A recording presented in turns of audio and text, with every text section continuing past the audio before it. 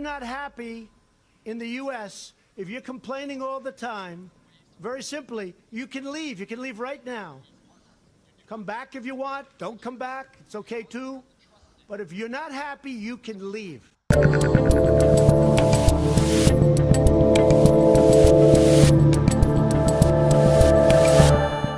What's up, humanoids? I'm Dave Rubin. This is the Rubin Report. It's June 23rd, 2025. We are live streaming on Rumble, YouTube, and Locals. As you know, we have called. We put the call out to the world, and the world heard us and responded.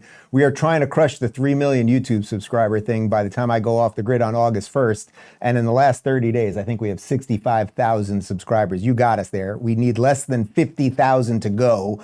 And it still turns out, though, that 67.5% of you who watch this show are not subscribed. Just click the button. Help us get there. And we want to get to 750 over on Rumble. Just click the button. We know you can do it. And one more quick piece of housekeeping. As you guys know, we finally launched Copal My Tequila last week, and we crushed it. I had no idea what was going to happen. We did not put one dime into advertising. This is all you guys.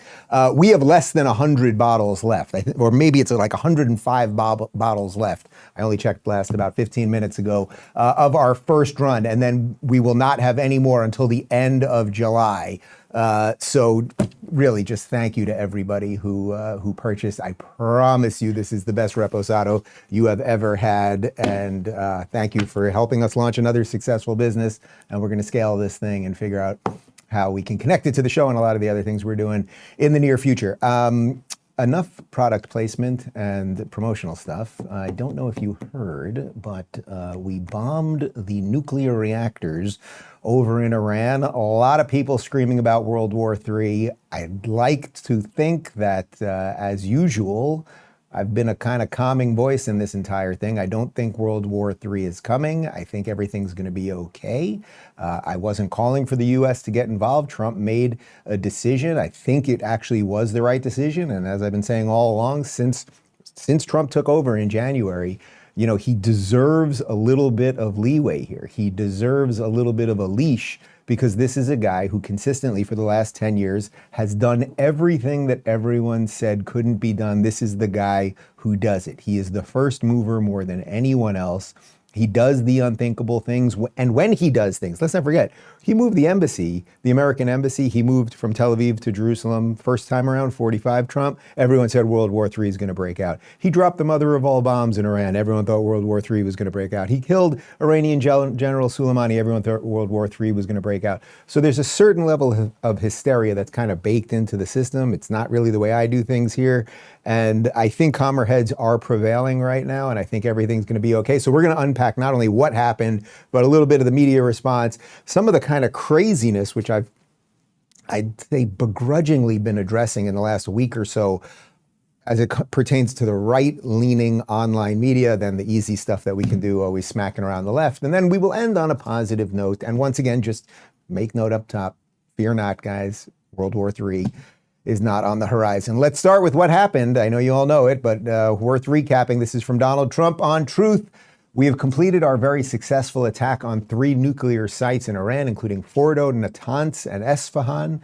All planes are now outside of Iran's airspace. A payload of bombs was dropped on the primary site, Fordow. All planes are safely on their way home. Congratulations to our great American warriors. There is not another military in the world that could have done this. Now is the time for peace. Thank you for your attention in this matter. I love that. Thank you for your attention in this matter. That's the new line that Trump is going with. And of course, on open source intel, Fordow is gone. Here, we're just going to run through a couple of the greatest hits just to get you caught up real quick. Here's another one from Trump on Truth. Any retaliation by Iran against the United States of America will be met with force far greater than what was witnessed tonight.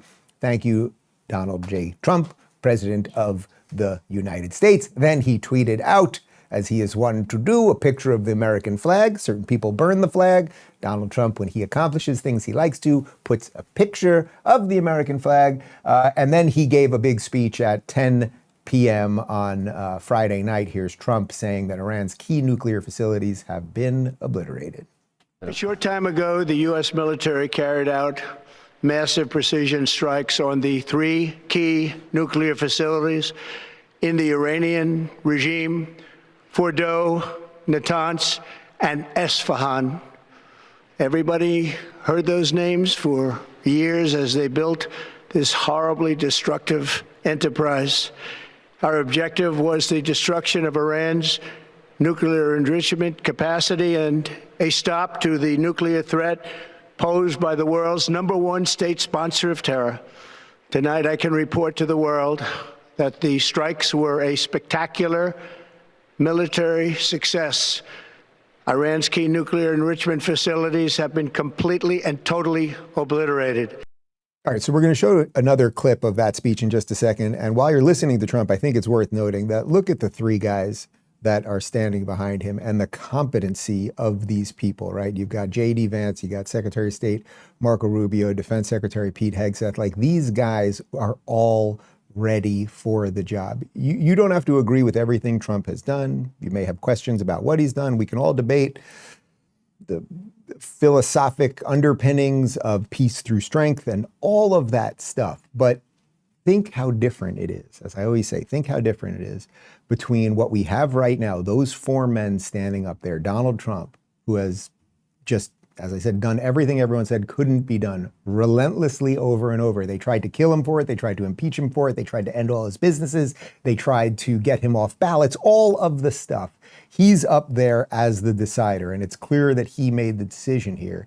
And then he has three competent people behind him. I mean, imagine if there was the other version of this. Imagine if it was Kamala Harris standing up there with VP Tim Walz and whoever they would have brought in on those other things. I mean, the other jobs. I mean, first off, this would have never occurred, but just like the level of incompetence and everything else, where right now we have competent people.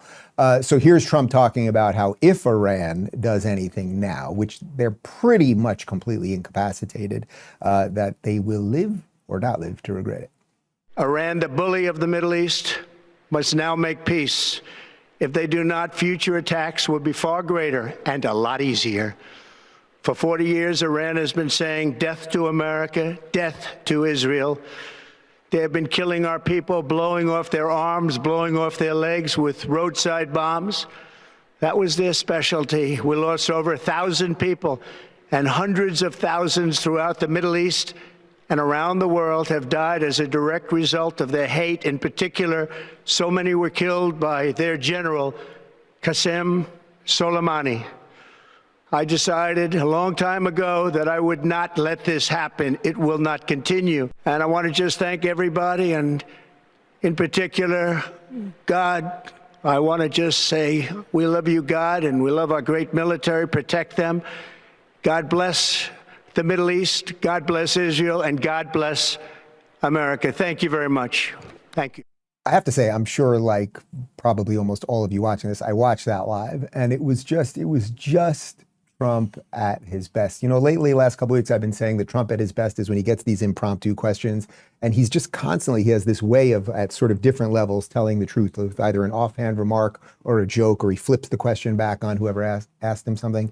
But what he did right there, it was true, it was direct, it was completely consistent with everything he's been saying for 10 years, right? We're not going to show it to you again. We've showed you several times last week that compilation of from day one, from the day he came down that escalator, which is now 10 years and a week ago, saying Iran will not get a nuclear bomb, talking about the state sponsor of terror. Let's not forget, these guys were the ones funding. I mean, it was actually America, unfortunately, through the Biden administration, that gave Iran back $16 billion. And we know that a lot of that was funded to Hamas, which killed 46 Americans. Forget about 2,000 Israelis. They killed 46 Americans in the last 2 years alone, right? So this is not a good regime. Now, again, you can make your arguments as to whether we should have done this or not, or gotten involved, or just left it up to the Israelis. As I keep saying, every sovereign nation has to make decisions for itself. If you think you have an existential threat on your border, if there's a country over here saying we're going to kill you and we're building the weapons, oh, and by the way, we already have launched all of these missiles at you and raped your women and killed people and all of these things, you have to make a decision. And then there's allies involved, right? And it sounds like Israel probably couldn't have finished off the nuclear reactor, particularly at Fordow, because it was so deep. So we needed these American bombers. And Trump and Bibi clearly, look, they said 60 days. This all started with Israel a week ago on day 61. Clearly there was some misdirection there. We're going to find out how they were coordinating and everything else. Was it good faith negotiations on both sides? We will find out about all of those things. But the end result right now is that the Iranian military is completely destroyed. Khomeini is hiding in a bunker. They know where he is. All of the nuclear scientists and the military people who just, if they would have just focused on their own country, would all still be alive and have pretty sweet gigs and be doing just fine. They're pretty much all destroyed. Israel has complete control of the Iranian airspace. It's a country that it's probably 50 times bigger than Israel, and they have Israel now, a tiny country, has control of their airspace. So World War III is not coming. It doesn't mean bad things can't happen. It really doesn't. Of course, you'd never know what could be unexpected. But the military has been destroyed. Here's Fox News' Trey Yingst talking about how Iran appears to have been just weeks away from finally getting that nuke. 5 local time.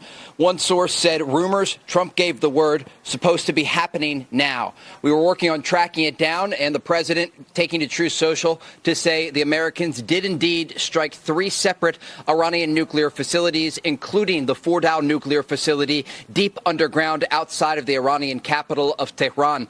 The bottom line here is that people are talking about enrichment. They understand that this decision was made because the Iranians were increasing their uranium enrichment capabilities and increasing the purity closer and closer to weapons-grade material. And the concern was that the Iranian regime was just weeks away from being able to build a nuclear bomb. And clearly tonight, President Trump ordering these strikes against the Iranian regime's nuclear program because there was no off-ramp for diplomacy at this point. There was that 60-day window that President Trump gave the Iranians to come to the table. 5 rounds of conversations, most of them taking place in Oman, with Steve Witkoff, President Trump's Middle East envoy, other top American officials meeting directly and indirectly with their Iranian counterparts, but the Iranians did not want to finish a deal.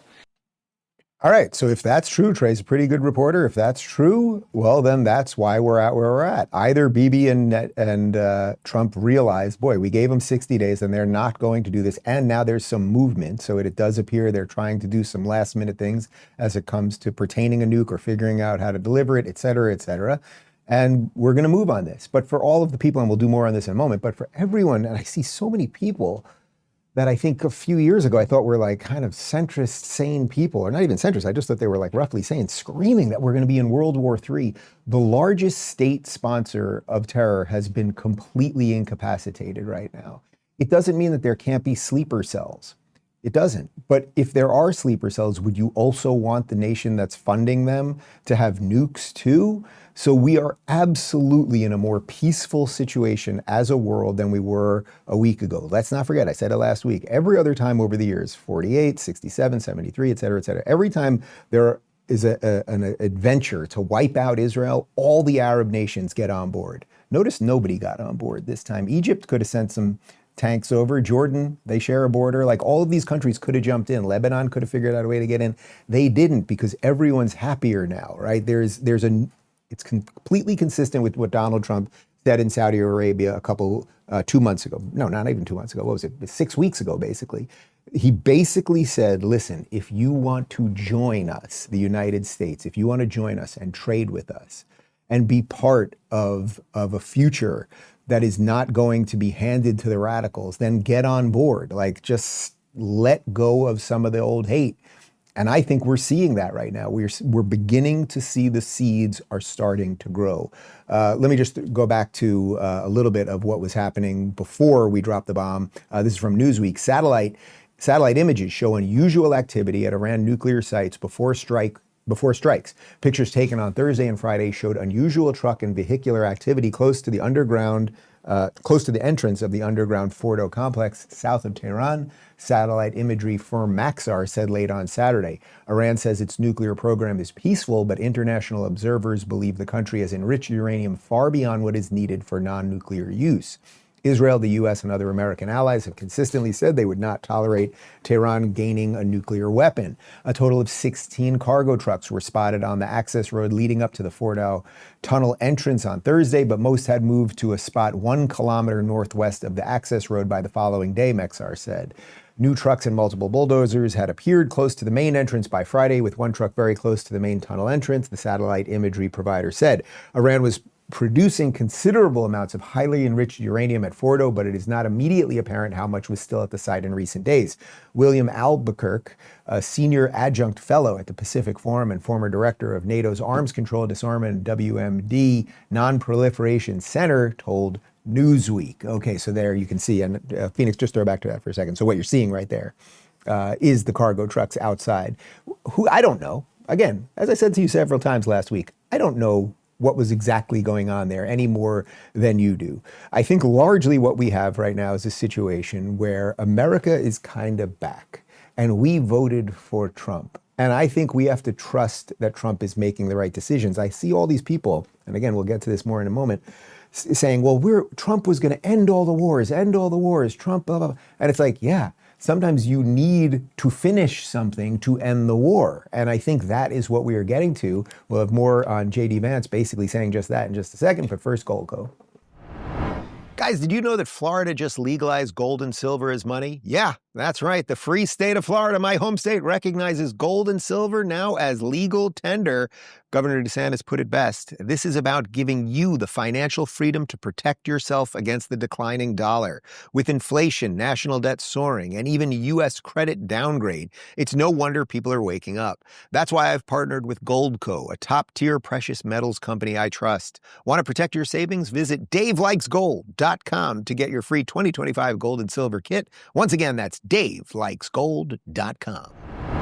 Okay, so now I really want to unpack what I see as a little bit of a split on the right now, where I do in some sense see good people on both sides, and then I think there are some bad actors. But I think it is a perfectly legitimate argument to say, hey, why is the United States getting involved here? Israel's allowed to defend itself, let them finish it. Like, you can absolutely make a cogent argument around that.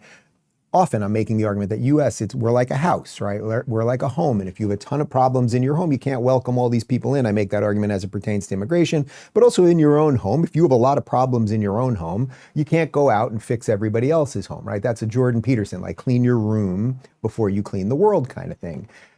So that's my position on it. And I want to show you this video of J.D. Vance, who I think has really been, what's nice about J.D. is he seems to be able to, in a way where Donald Trump is very bumper sticker. He can give you the great bumper sticker answer and sort of be the first mover, as I said, on everything. J.D. really is able, I think, to communicate the nuance behind everything. And here's J.D., who no one in their right mind thinks is a war hawk, wants to nation build, bring about World War III, or any of those things. No, there's nobody in their right mind who thinks that about J.D. Here he is explaining that we don't want war with Iran, and the way you get peace is making sure they don't have a nuke. What we've said to the Iranians is we do not want war with Iran. We actually want peace. But we want peace in the context of them not having a nuclear weapons program. And that's exactly what the president accomplished last night. I really think there are two big questions for the Iranians here. Are they going to attack American troops, or are they going to continue with their nuclear weapons program? And if they leave American troops out of it and they decide to give up their nuclear weapons program once and for all, then I think the president has been very clear. We can have a good relationship with the Iranians. We can have a peaceful situation in that region of the world. We have to step back a little bit, Kristen, and remind ourselves that we negotiated aggressively with the Iranians to try to find a peaceful settlement to this conflict. It was only when the president decided that the Iranians were not negotiating in good faith that he took this action. He didn't take it lightly, but I actually think it provides an opportunity to reset this relationship, reset these negotiations, and get us in a place where Iran can decide not to be a threat to its neighbors, not to be a threat to the United States. And if they're willing to do that, the United States is all ears. All right. Thank you, J.D. Vance, for illustrating exactly what I said there. So he's making 2 points, right? So what can Iran do right now? To whatever extent their military is still functioning, and it is barely functioning, there are less rockets even going into Israel right now. Like, they're in a lot of trouble right now. Could they figure out a way to attack American installations in other places, right? We've got troops in a bunch of different Arab countries. They could attack troops in Iraq, et cetera, et cetera. Could they do that? Yes. Probably, right? Probably. And then the other thing was, will they continue with their nuke program? Well, it's so far set back right now. And so many of those scientists and people involved with that and military experts are dead that they probably can't. So what does he say? Well, then that's the opportunity for peace. So while you have all these people screaming about World War III, and for weeks now, I've been seeing Alex Jones ginning up people online. There's going to be thermonuclear World War III. Well, A, we just took out their nukes. B, their military is gone, and nobody else, none of the other countries got involved in this. Jordan actually was helping shoot down rockets that were going to hit Israel. Like, there's an incredible opportunity here. There actually is a horizon, but you have to see it. And as JD says, they have to take the opportunity. So if now the people, 61% of the people in Iran who are Persian, if they are done with the mullahs and Khomeini is somewhere in a bunker, you have a chance to take your country back. Maybe they bring back their exiled leader. Like, anything is possible. Anything is possible, but it wasn't happen while they were literally funding terrorist groups like Hamas and Hezbollah, while they were building nuclear weapons and threatening other countries. So the game, this is great Trump. This is Trump at his best. We have a completely different game right now. Now let's throw to Marco Rubio, because Marco, we've got our secret Rubin Report list that I think we'll start it officially tomorrow, of the top 10 people that Trump has had around him. And we're going to let you guys in our newsletter, we decided we're going to let you guys vote on it. And each week on Fridays, I'll reveal it. Who is just doing the best in the Trump administration right now. I just gave major accolades, obviously, to JD. Marco Rubio, I don't know that there is anyone on earth who is better suited for a job that they have right now than Marco Rubio as Secretary of State. Here he is just schooling Margaret Brennan on what Iran's capacity was and why we did what we did. Are you saying there that the United States did not see intelligence that the Supreme Leader had ordered weaponization? That's irrelevant. I think that question being asked in the media, that's an irrelevant question. No, they have that is the key point in weapon. U.S. intelligence assessments. You know that. No, it's not. Yes, it was. No, it's not. The political decision had not been made. I know that better than you know that, and I know that that's not the case. But I'm asking you whether the order was given. And the people who say that, it doesn't matter if the order was given. They have everything they need to build nuclear weapons. Why would you bury things in a mountain, 300 feet under the ground? Right. Why would you bury why do they have 60% enriched uranium? You don't need 60% enriched uranium. The only countries in the world that have uranium at 60% are countries that have nuclear weapons, because they can quickly make it 90. They have all the elements. They have. Why do they have a space program? Is Iran going to go to the moon? No. They're trying to build an ICBM. No, but so why would you enrich uranium at 60%? Right. If you don't intend to one day use it to take it to 90 and build a weapon. Right. Why are you developing ICBMs? Why do you have 8,000 short-range missiles and 2,000 to 3,000 long mid-range missiles that you continue to develop? Why do you do all these things? They have everything they need for a nuclear weapon. They have the delivery mechanisms. They have the enrichment capability. They have the highly enriched uranium that is stored. Yes. That's all we need to see. Right. Well, and especially in the hands of a regime that's already involved in terrorism and proxies and all kinds of things around. They are the source of all this Yes, and no one's disputing that. Golf clap Marco Rubio. Florida's Marco Rubio, by the way. We're lending him to the feds for now, but we want him back here in Florida. Everything he said there is right. In essence, she's saying, well, why didn't you guys wait till they dropped the bomb? Otherwise, how could you know it worked? And he lays out there the difference between 60% and 90% enriched uranium, and that they have all the pieces, and why are they doing those? So again, you can debate about whether we should have got involved. Fine. But also just note the way the mainstream media still treats. Imagine if this was a Barack Obama operation. Now, Barack Obama was very different, because Barack Obama actually, when the Iranian people had a revolution against the mullahs in 2008, Barack Obama fully did not back the people. He backed the mullahs. So we know what Barack Obama would have done. But just try to imagine a situation where it would have been a Biden or a Harris or an Obama person on one of these silly shows where this would have happened. They would be sucking them off hardcore, okay? Hardcore suck off. That's not what they're doing with Marco Rubio, who deserves it, by the way. Like, he deserves it. I don't know. I don't think I've ever met his wife, but that guy, okay. Here's Tulsi Gabbard, and this is interesting because a few weeks ago, everybody was saying, well, not everybody, a certain set of people on the right were saying, Tulsi will stop the war. She will stop the war, and she's not on board this, and she hates the neocons and everything else. And they kept flashing to an 18-second clip of her testifying in Congress about Iran making the bomb. And of course, surprise, surprise, ladles and jelly spoons, it was completely edited. So now check out this clip. We're going to show you the full clip of Tulsi explaining to Congress what Iran is doing. Iran continues to seek expansion of its influence in the Middle East, despite the degradation to its proxies and defenses during the Gaza conflict. Iran has developed and maintains ballistic missiles, cruise missiles, and UAVs, including systems capable of striking U.S. targets and allies in the region. The IC continues to assess that Iran is not building a nuclear weapon, and Supreme Leader Khamenei has not authorized the nuclear weapons program that he suspended in 2003. The IC continues to monitor closely if Tehran decides to reauthorize its nuclear weapons program. In the past year, we've seen an erosion of a decades-long taboo in Iran on discussing nuclear weapons in public, likely emboldening nuclear weapons advocates within Iran's decision-making apparatus. Iran's enriched uranium stockpile is at its highest levels and is unprecedented for a state without nuclear weapons. Okay, I think you can already see where they selectively edited things. The certain set of people on the right, who I would say are the, well, some people call them the woke right, you can call them the retard right, the grifter right, whatever you want to say it is. We're taking basically an 18-second portion of that saying, oh, that Khomeini's not interested in a bomb, and saying, see, and then of course you'd have to listen to nothing else she said there. And also, before I read out Tulsi's tweet on this, the idea that Tulsi Gabbard is suddenly a warmonger. Tulsi Gabbard, who was a Democrat only a year ago, who ran for president as a Democrat, who is from Hawaii, and her whole life is about surfing.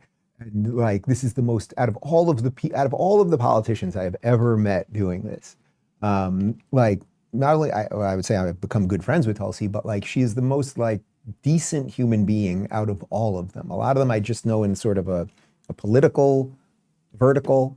Like, this is a good woman. So Tulsi, because a lot of people were taking her stuff out of context, she tweeted this: "The dishonest media is intentionally taking my testimony out of context and spreading fake news as a way to manufacture division. America has intelligence that Iran is at the point that it can produce a nuclear weapon within weeks to months if they decide to finalize the assembly.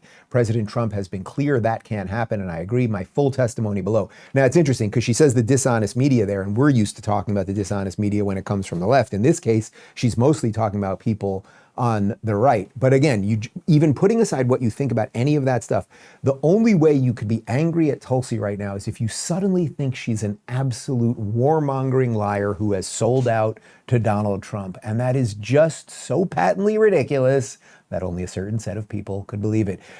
Here's Benjamin Netanyahu, Prime Minister of Israel, congratulating Donald Trump on a successful mission.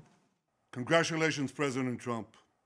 Your bold decision to target Iran's nuclear facilities with the awesome and righteous might of the United States will change history. In Operation Rising Lion, Israel has done truly amazing things. But in tonight's action against Iran's nuclear facilities, America has been truly unsurpassed. It has done what no other country on earth could do. History will record that President Trump acted to deny the world's most dangerous regime the world's most dangerous weapons. His leadership today has created a pivot of history that can help lead the Middle East and beyond to a future of prosperity and peace. President Trump and I often say, peace through strength. First comes strength, then comes peace. And tonight, President Trump and the United States acted with a lot of strength. First comes strength, then comes peace, right? Peace through strength. You can't just say, I'm for peace, I'm for peace. Okay, that's nice. And if you're basically over 6th grade education, you should understand why that doesn't really make sense. You get peace when you're strong, and someone then has to respect you and or fear you, and they might not punch you. This is schoolyard bully stuff. But if you're just, I just want peace, well, what do you think the bully is going to do to you? So yes, first strength, then peace.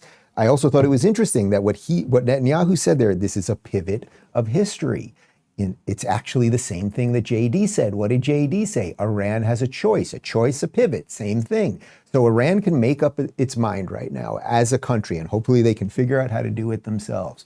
Do you want to now attack American installations? Do you want to figure out how to race to the bomb? I mean, I just don't think there's any way they can possibly do that at this point. But do you want to just continue the path that you've been down? Or do you want to join the rest of the world as Donald Trump himself went to Saudi Arabia and put out his hand and said, join us, join us. And meanwhile, the UAE and Oman and Saudi Arabia and everybody else is getting on board the Trump train, and it will be up to them to figure it out. I saw this video over the weekend. I thought it was really, really great. This is Benjamin Netanyahu. This has got to be probably early to mid 80s, talking a little bit about his philosophy, and he tells a story about a bear. I thought it was quite good. There's a story about two people who walk in the forest and are suddenly confronted by a grizzly bear charging at them. One of them begins to run away. The other asks him, why are you running? Don't you know you can't outrun a grizzly bear? And the man running turns around and he says, I don't have to outrun the bear. I have to outrun you. That's the attitude, I think, of some in the West. They think that they can run away from the grizzly bear of terrorism and leave a few countries behind to be gobbled up by it. But in fact, no one can outrun it. The only thing you can do with this phenomenon is to turn around, squarely face it, confront it, and defeat it. And you can only do that together.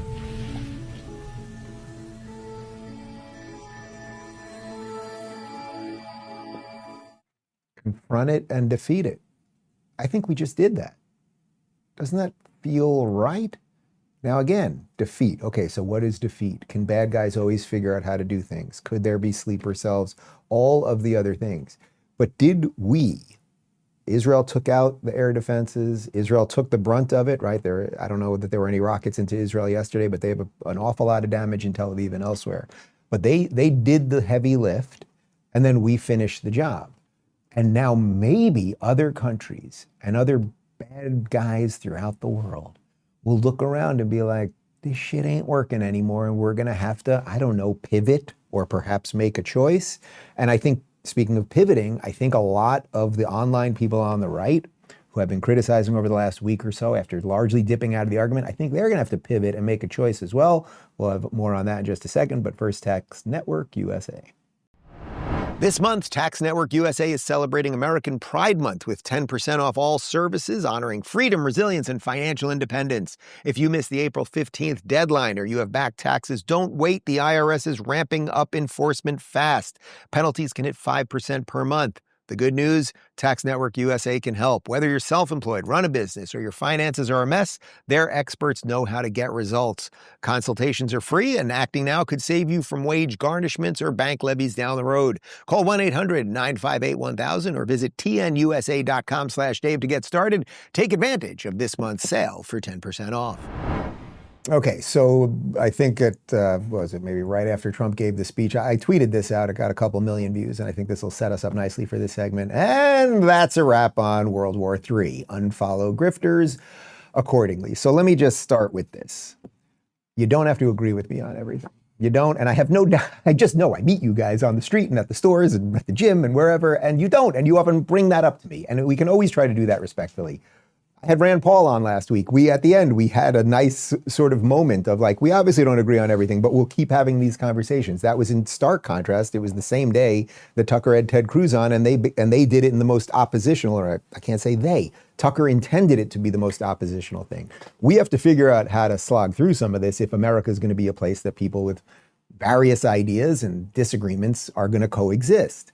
But one of the things that I think has been really bad in the last year is there's been a set of influencers on the right that have ramped up the endless fear and apocalyptic vision of the future for so many people that many people right this moment think World War III is on the cusp. And if you just listen to what JD said, what Donald Trump said, what Marco Rubio said, it's like, no, we actually are way less chance of that now. So unfortunately, Tucker, I think, has been at the center of this thing. Again, it just gives me no pleasure to talk about this. But there's this guy, Darryl Cooper, who I believe is a self-proclaimed historian that Tucker really likes and has put on his show many times. This is the guy who basically said Churchill was the bad guy, or certainly not a good guy, of World War II. He's had sort of a revisionist version of history. He tweeted this out. He said, "Now our only hope is Iranian restraint." Wonderful. And he retweeted Trump saying that we had a successful attack. And it's like, no, that's not our only hope. Our only hope is that now we've taken out the military of Iran, or actually Israel did that. We've ended the nuclear program. And now the hope is that Iran will make a choice / pivot. But if you've gone so deep, and this is what Alex Jones did, this is what Tucker was doing for the last 5 months, telling everybody that if we do any of this, or Israel does any of this, we're going to end up in thermonuclear World War III. You could probably check how many times Alex Jones has put that up on Twitter. This is going to end in thermonuclear World War III. There's less chance of a nuclear war right now because Iran won't have nuclear weapons. You ramp up all of the craziness with people, it's very hard to get out of that. You know, it kind of reminds me, and I think this is, you know, James Lindsay coined the phrase woke right, that there's a woke left that we all get. And then there's a woke right. One of the things that I was always worried about with the woke left, and you can find my video the day after Donald Trump got elected the first time around, and I did not vote for him. I said I was worried about I was going to give him a chance, right? Like I was going to give him a chance and not be hysterical. And the problem was the people that wouldn't give him a chance, that were calling him Nazis and Hitler and all that stuff, it's not what you're doing to Trump, it's what you're doing to yourself. You're painting yourself in a corner because once you've gone down that road, it's very hard to go down that road, turn around and be like, boy, I guess he's not Hitler and they're not white supremacists. Well, in some sense, this woke right thing, or these people on the right that have gone this road, in a weird way, they desperately, desperately need World War III right now. They desperately need a terrorist attack or some lone wolf thing or some sleeper cell to be activated. Otherwise, everything they've been selling their audience, the endless hysteria they've been selling their audience, all just flits away. It's all obviously dishonest and it was designed for clicks and not real. Donald Trump just exposed that. So I just want one more on this guy because I don't like, you know me, I talk about mainstream media people. I don't like doing the like, let's just go after online people, but the online thing is ascendant these days. So this guy Martyr Made, this Daryl Cooper guy, who Tucker says is his favorite historian, he also literally last week admitted he's a Nazi. Literally admitted he's a Nazi. Put this up. So somebody tweeted, this guy Corey Mahler, tweeted, the American right is by any reasonable metric now openly socialist, openly national socialist, socialist. That means Nazi. And he put up a picture of the Joker from the best Batman movie ever. I'm not a monster, I'm just ahead of the curve. So in essence, he's saying, I am a Nazi. So I'm just putting a pin in that. I hope I don't have to talk about the guy ever again. It is what it is.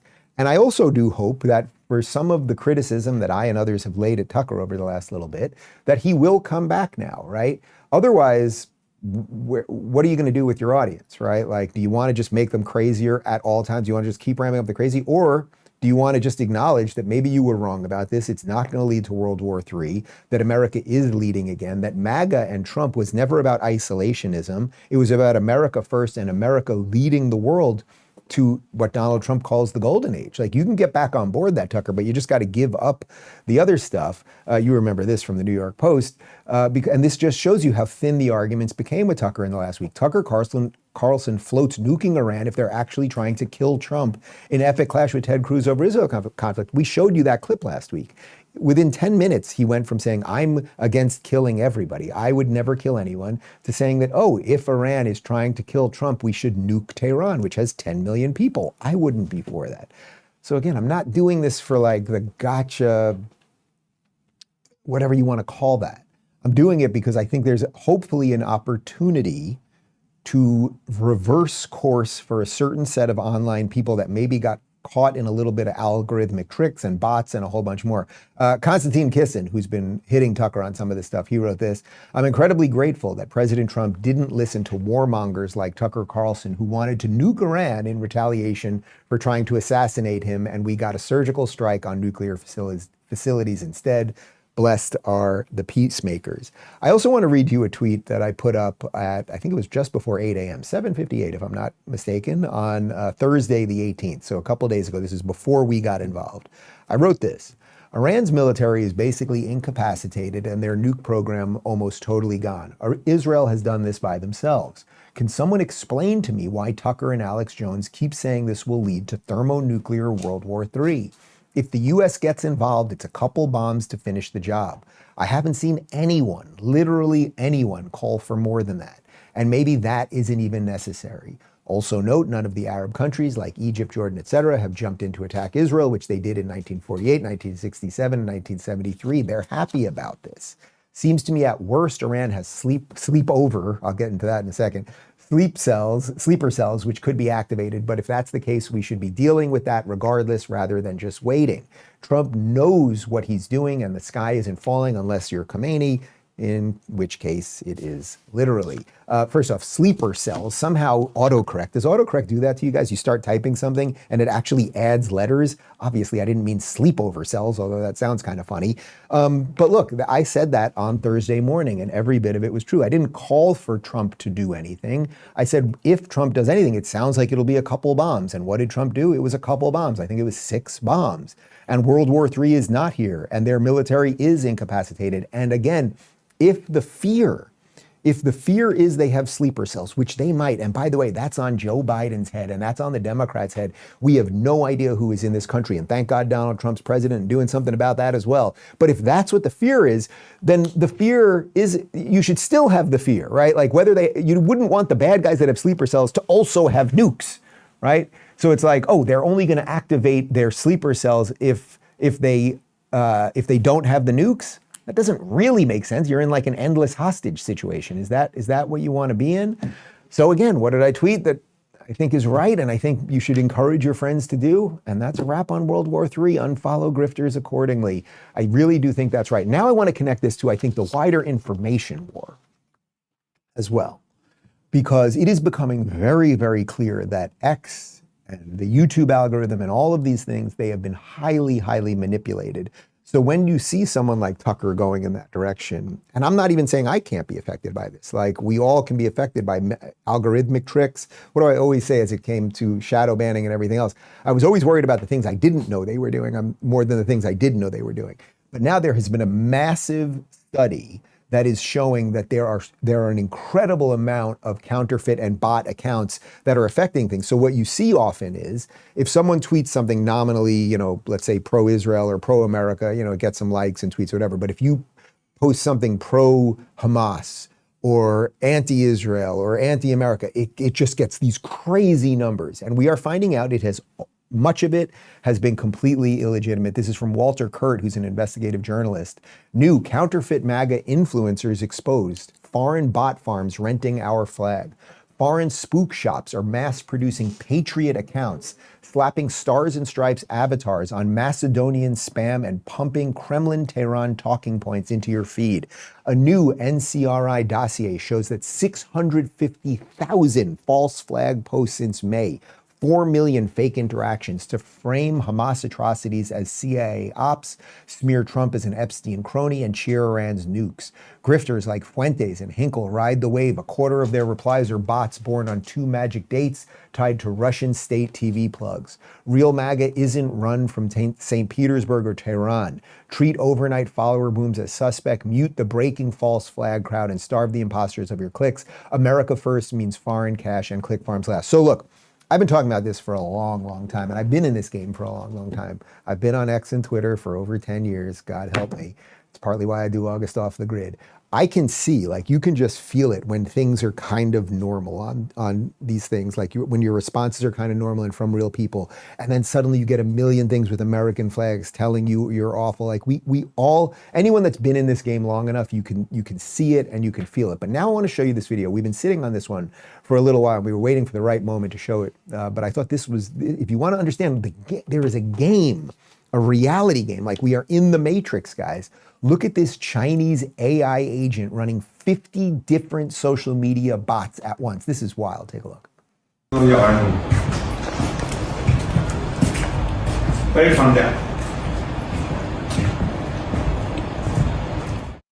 Do you get that? Do you get what's going on there? I may want to throw back to it real quick. What they're doing is they're opening up all of these accounts. They can show likes. They can show likes. They can show retweets. Right? And they're doing this from one computer and it's AI run. So imagine if you're an influencer or you're whatever the hell you guys consider me to be. You're someone who talks for a living. And every time you tweet something, you get either an insane amount of hate for it or you get an insane amount of love. Could that start shifting your opinion? It absolutely could. Is it possible that that's happened to me over times? It absolutely is.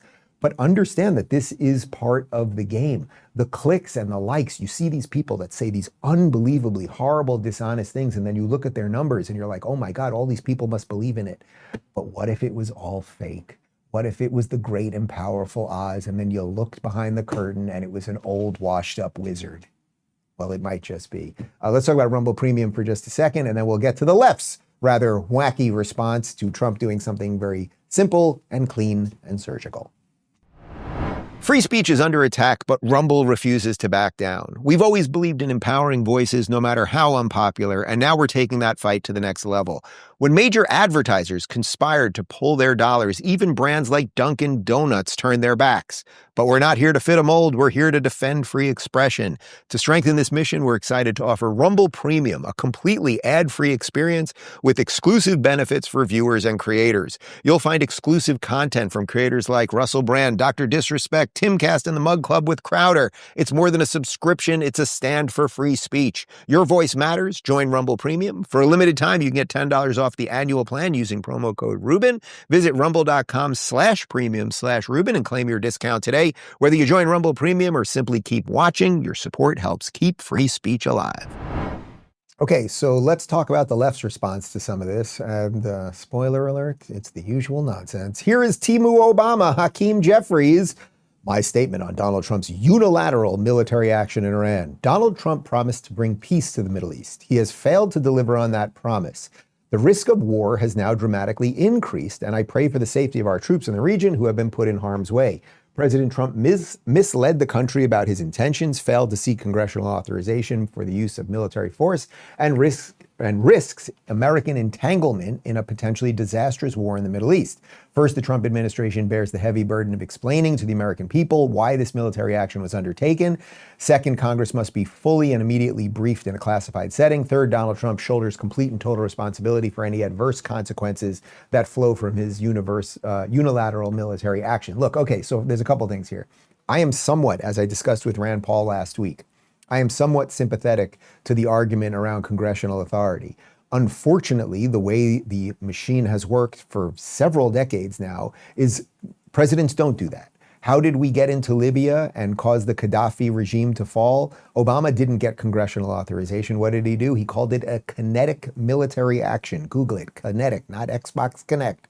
Kinetic military action. And then the Libyan regime fell. So do you want to impeach or now jail Obama? I suspect not. And yes, every Democrat at the time was for it. But I am somewhat sympathetic to that argument.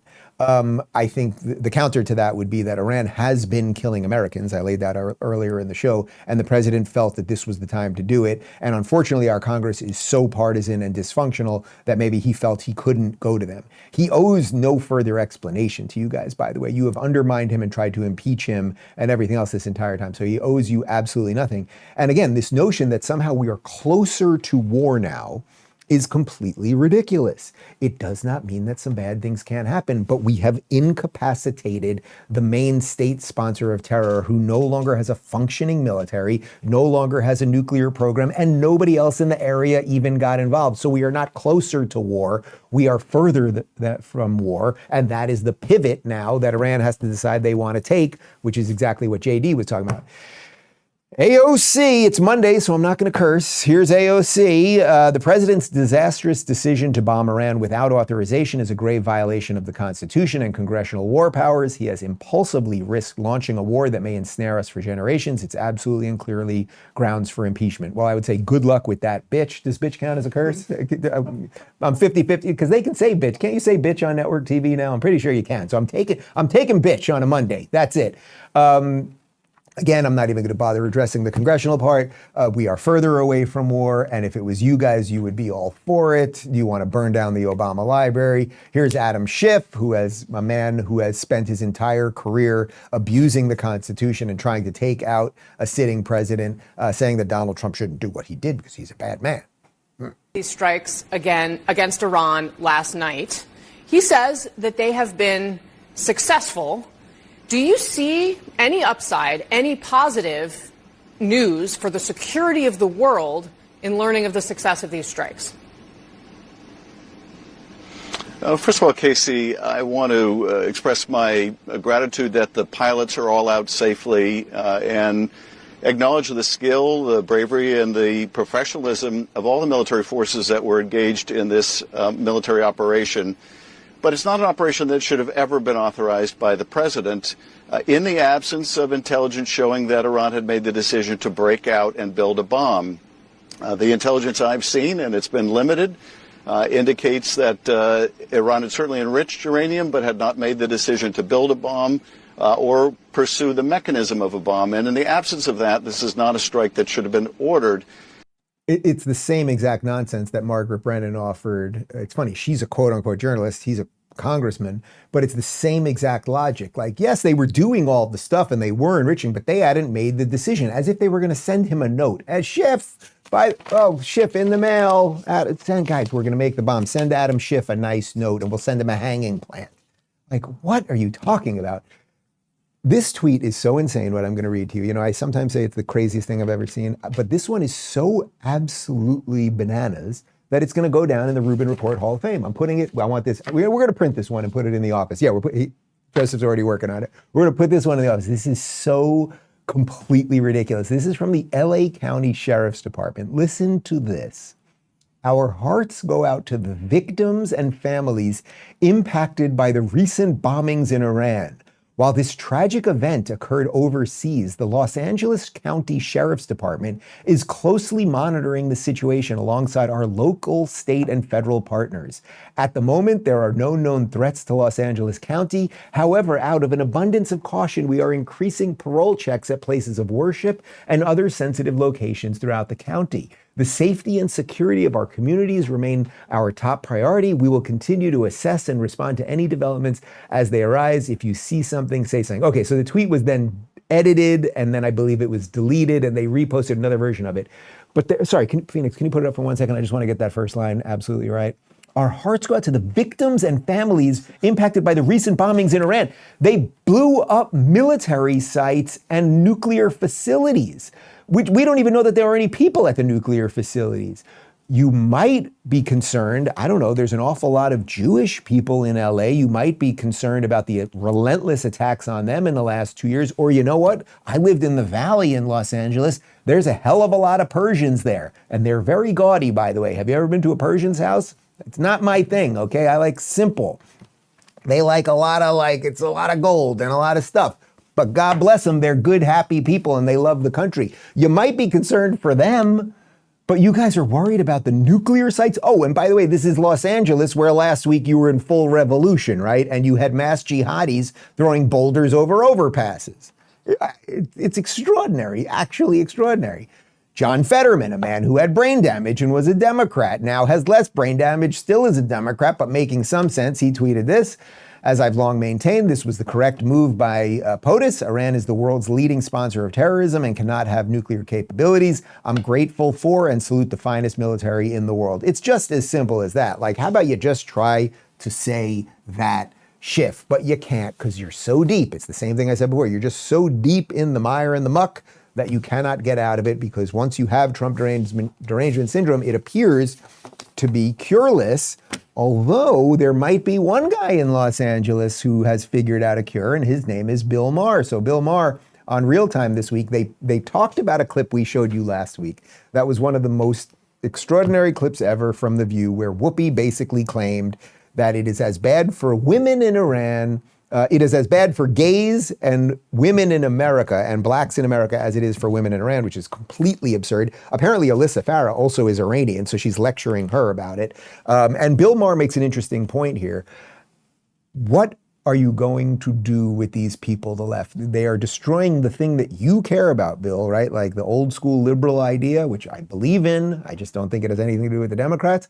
Here's Bill calling out Whoopi for the nonsense. What did you think of Whoopi Goldberg saying it's worse to be a black person in America today than a woman in Iran? I see we were talking about the trans issue before, and the New York Times really has come over on that to the sort of the sensible, liberal, not crazy woke position. I think this is a great first step toward getting the Democrats back to sanity. And a second good step would be, we got to do something about The View.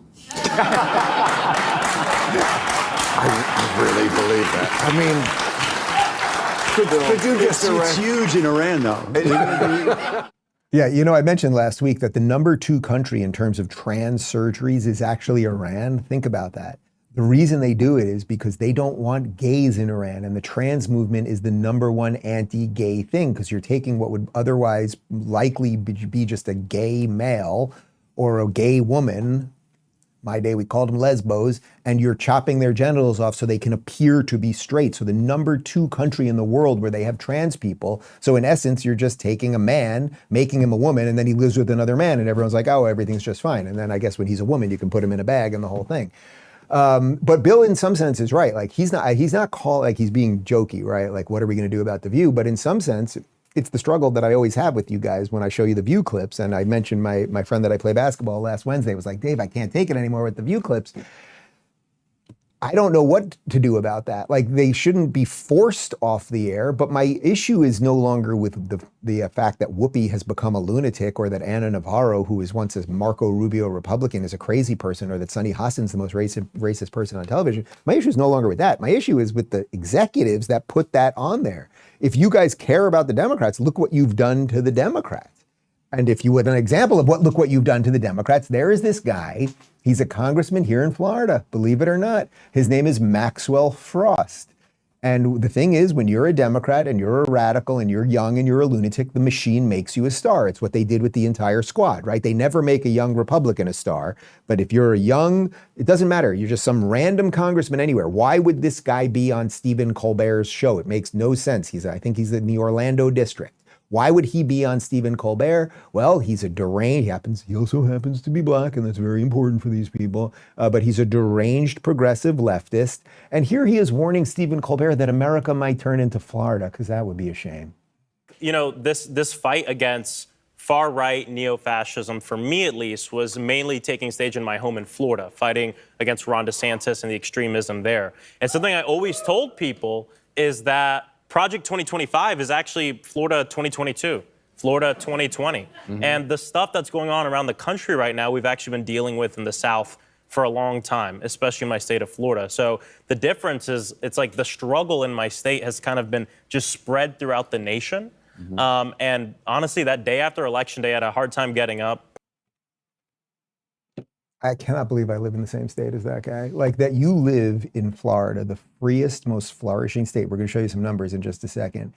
And all you do is complain about it and hate it and wish to usher in all of the bad things that are the things that people flee New York and Cali from, to come here where we don't have any of that shit, and you want it here. What he says, the far-right neo-fascism of Florida around 2022. You know what's funny about this guy, Maxwell Frost? When I did my last booked stop, on the book tour, the last theater we did was in Orlando, and it was at the height of Don't Say Gay. And there were protesters outside calling me and DeSantis homophobes. And although I'm a bit of a homophobe, I can't say that Ron DeSantis is. And that guy, Maxwell Frost, he paid for a ticket to come to the show and then rushed the stage, as several other people did that he coordinated with and were repeatedly interrupting, and had to be kicked out.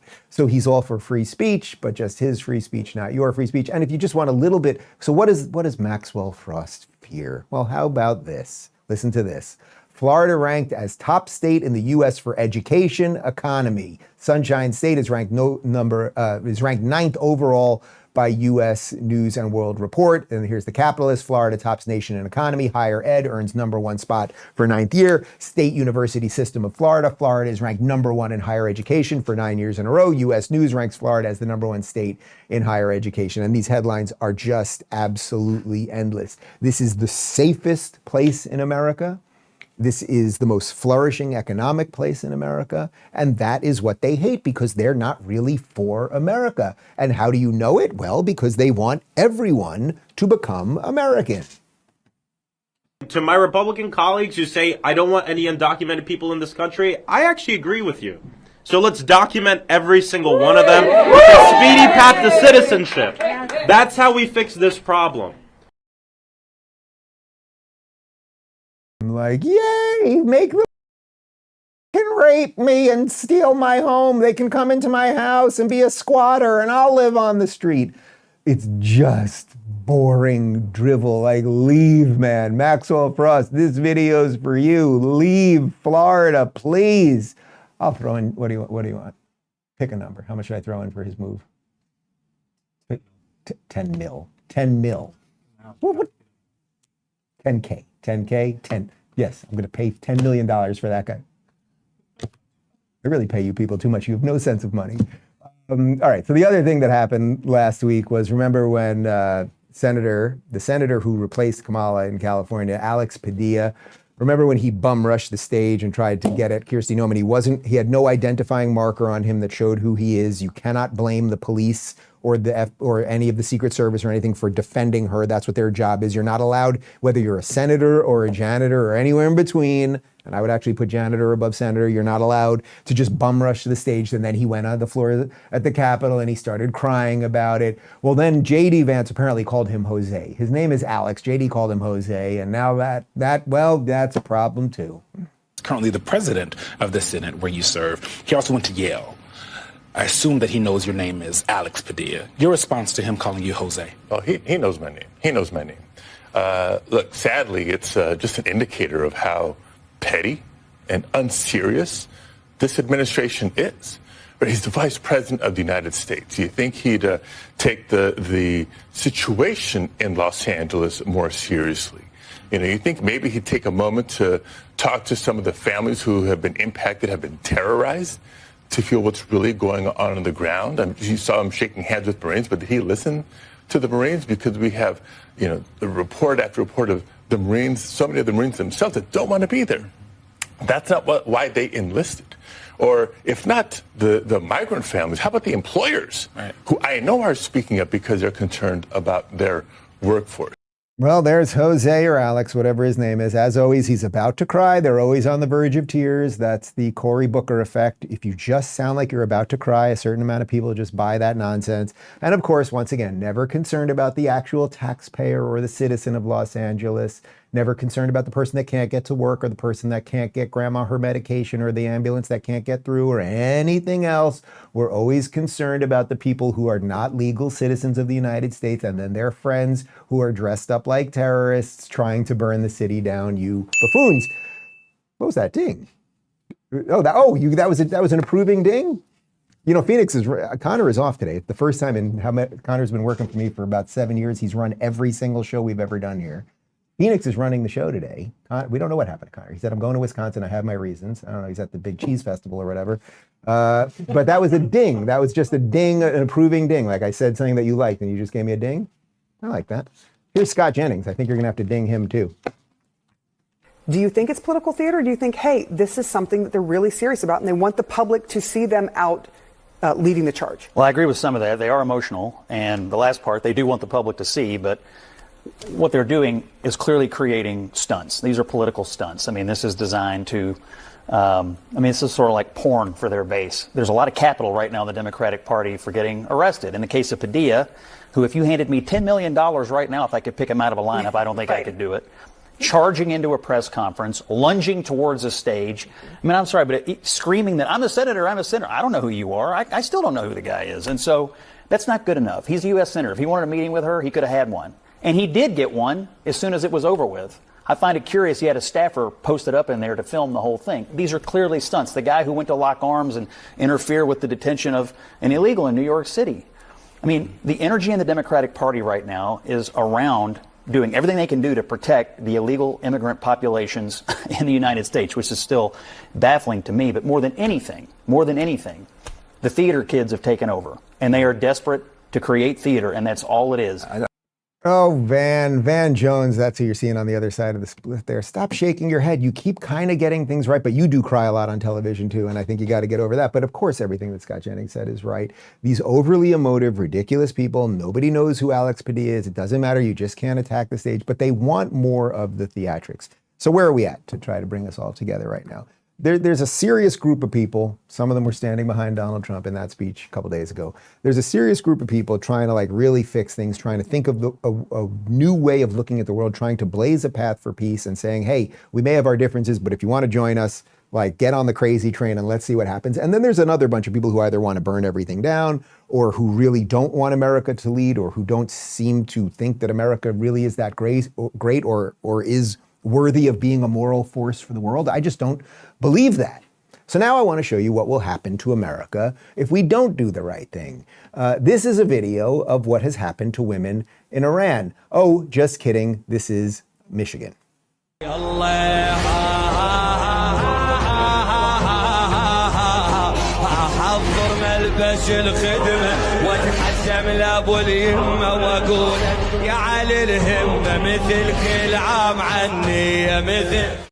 Man, that song, I believe that's what you kids call a banger. That was pretty good. But is this what we want? Look, anyone can practice their religion however they wish to, but not all religions are equal, and some religions are more political in some sense than religious or spiritual. I would also say that.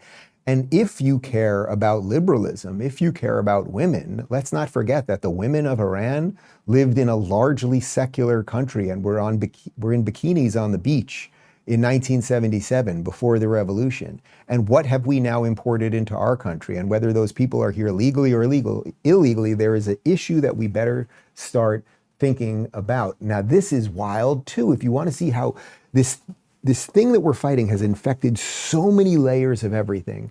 James O'Keefe who does bang up job. You know, I know a lot of people think he's really controversial and they don't like some of the way he edits and things like that, but he's still doing these undercover videos where he talks to people in the government usually and gets them to admit the quiet part that they won't tell us in front of the camera. So this is James O'Keefe. He set up a girl apparently on a date with this guy. He is a U.S. State Department visa specialist. U.S. State Department visa specialist by the name of Arslan Akhtar. And here he is admitting that as a visa specialist for the U.S. State Department, he helps illegals get into the country. Does it offend you that I work at the State Department or anything like that? I work for the Office of the Legal Advisor. Okay. Visa adjudications, basically. Uh-huh. So issuances and refusals. Sometimes I do say it to cab drivers that are from, like, Hispanic descent. Yeah. I'm like, don't talk to the police, you know? I'm just saying, like, don't admit the truth. If you want a loophole, keep your mouth shut. Uh-huh. The one group of people that I'm not a huge fan of, Yemeni people. Really? I hate them with a passion. They're such awful people in the application process. In the application process. They are They're the not most easy to deal conniving with. group of folks next to Indians, Bangladeshi people. A lot of the State Department Jewish people, terrible Jewish people too. Like really garbage people. White people? Okay. That's really what it comes down to. It's a culture of hatred, ultimately, and it's a culture of dominance. I'm not going to allow that anymore. I'm going to create our own canary mission. Yeah. We'll fight fire with fire. Yeah. How do you feel about it? I don't like. I would love for him to be dragged out of the building with his hair plugs. Yeah. I would love that. And lynched. That guy is the U.S. State Department visa specialist. He hates people from Yemen. He hates people from India. He hates Jews. He seems to want to hurt Elon Musk. Was there any other group that he didn't like in there? Was that it? I think we got everybody. He's encouraging people to lie, but he's been in the government. Do you see why we have a problem? We really have a problem. I think we're going to send Christy on some of these undercover missions. See what she can come up with. Yeah, see what she can do. Check this out from James O'Keefe after that video went viral. Just in, U.S. State Department visa specialist fired. State Department launches new vetting process. See below the statement provided to O'Keefe Media Group by the United States Department of State. The contractor is no longer employed by the U.S. State Department. Upholding the rule of law and protecting the integrity of our immigration system is essential, which is why the department will launch a new contractor screening and vetting process. Well, how about what was your process? And how about how many more people do you need to fire? He's not the one random guy who didn't like Indians. By the way, you know what you do if you're at an Indian restaurant and you want a tip? Just curry the one. Don't forget to curry the one. Okay, now, you get the point, guys. You get it. Like, these people have infected our institutions. And this is what Peter Boghossian, I've been saying this for 7 years. The first time I heard Pete Boghossian say it on the show years ago, I thought that was right. Woke is a virus. Once it enters the system, it basically eats out the system completely. That sounded particularly bizarre, but that is the truth. It infects the host, and almost without exception, there's almost no way to remove the cancer. Once it's in a system, it's in a system. So the State Department has a lot of stuff to deal with. However, we have a new guy in charge of the State Department right now, and listen to this from the U.S. Department of State. This is just the beginning. These radicals with anti-American views have been embedded in our executive branch for generations, and we are systematically cleaning out contractors that have allowed this. Let us be clear, if you have these views, you work in or with the State Department, we will find you. James O'Keefe, you gotta find a whole bunch of cute chicks and get rid of these people. I keep exposing them, and we got a good State Department, and we're gonna fix this shit. That is our Monday show for all of you fine people. I am told we have less than 150 bottles of the first round of, let me just check the numbers here. I'll try to get you an exact number. As of 15 minutes ago, we had only 148 bottles of Copal left. If you don't get on this first order, then we're not going to be able to restock. It's going to take a little while till the end of July. I'm so thrilled that this went well. You can go to drinkcopal.com. You can click, no, you don't click a QR code. You can scan that QR code, and it is the most delicious reposado you've ever had. I also was told that the subscribers really jumped. My full interview with Viktor Orban's director of policy, Balázs Orbán, no relation, is up right now. Post-game show, 30 seconds, RubinReport.locals.com. Goodbye.